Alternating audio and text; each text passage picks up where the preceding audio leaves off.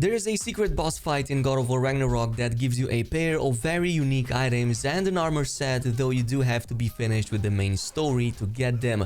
Also a few more items that let you slow down time, deal extra damage, especially if you enjoy that effect.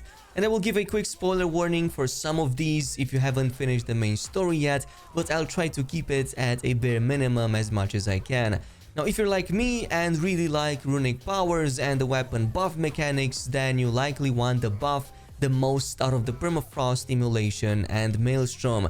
There's one set of items I was missing that makes that complete, which are the Muspelheim enchantments. They come with a set bonus that buffs your melee damage even more when under the effect of those 3 buffs. And we talked about yesterday how we can even buff the damage on these to deal more damage and heal us with the X, and the faster gain rate from the Undying Pyre set plus the momentum perks is definitely worth it if you want to go with this whole setup. I'm currently in the process of doing a full runic build for mid to late game, so if you want to see that, let me know down in the comments. But to get these enchantments, you have to beat the 6 final crucible challenges in the center of the arena in Muspelheim. These will require you to combine any of the 3 smaller set challenges in pairs of 2. So for example, combining left with mid, mid plus right, left plus right, right left, left mid and right mid to get all of the 6 major challenges. So for the first 3 challenges that you complete, whichever the order may it be, you'll get the Surtur armor set that we covered in a previous video.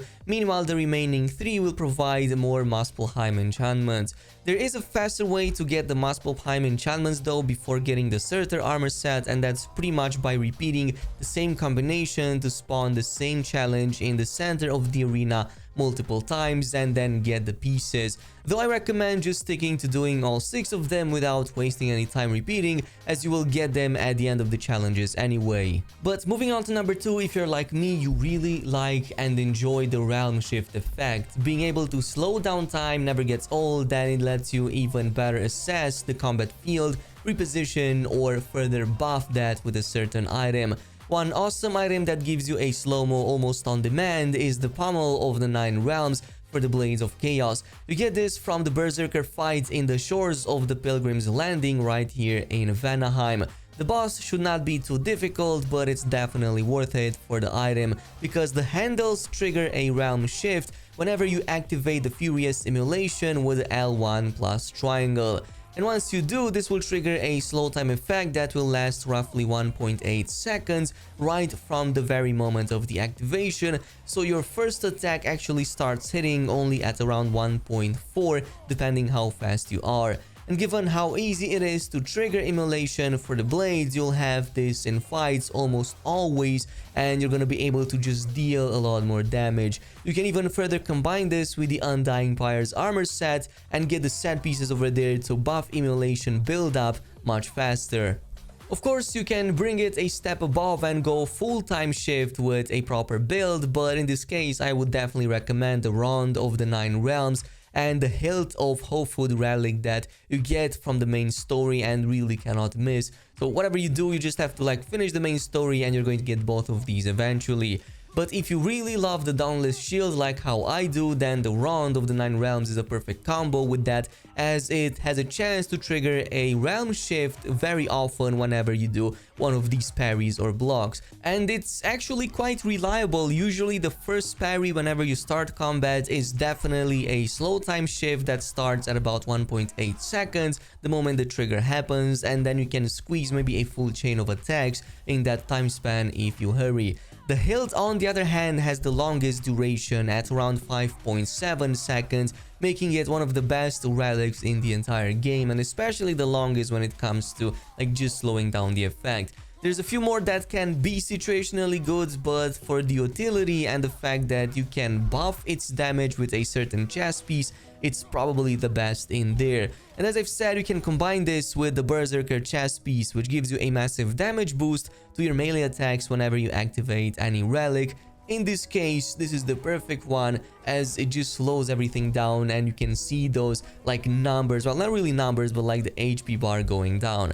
But as I've said, there's a secret boss fight in GoW Ragnarok that only comes after you have finished the main story, so if you don't want to see any of that, again, I advise you to turn back. though don't worry, I'm not gonna show the fight itself.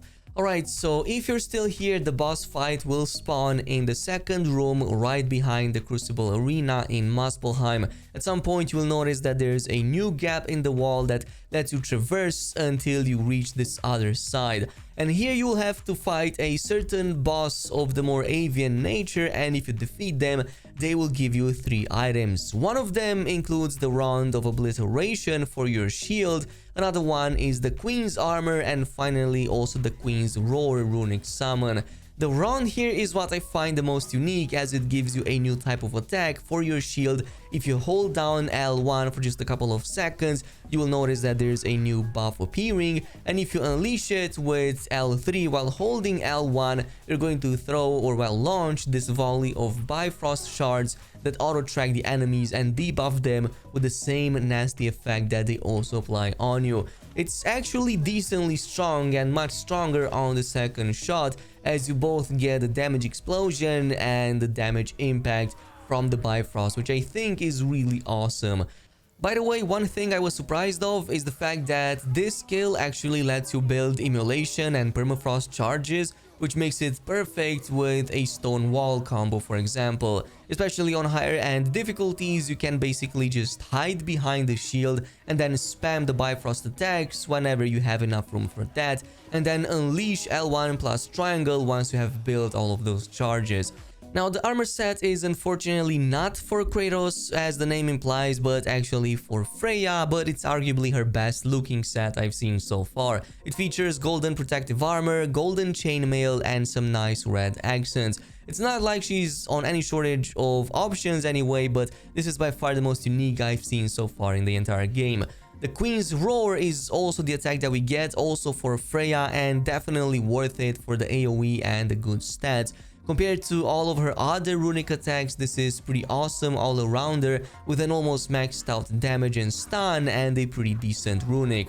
In combat, it looks something like this. She will jump up, span her wings, and then pull enemies up, dealing lots of damage before she descends with a second attack. I found this to be quite reliable, though there's one case I didn't, which is when she's too far away from a target.